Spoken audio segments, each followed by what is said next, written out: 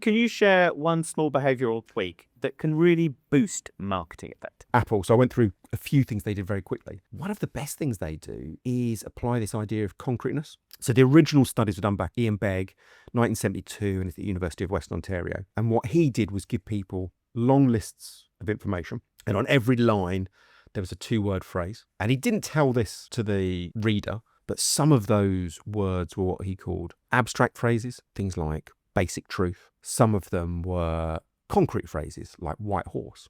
And what Begg found was when he took the lists away, people were asked what they could remember. And he found that people were 4 times more likely to remember the concrete phrases rather than the abstract ones. So his argument is vision is the most powerful of our senses. So if you hear a word like white horse, picture springs into your mind and that makes it sticky. But if you hear an abstract phrase like basic truth, there's no mental image that goes with that, and therefore it's very, very forgettable. Now, you go back to Apple and you look at many of their great campaigns, and they've used that principle.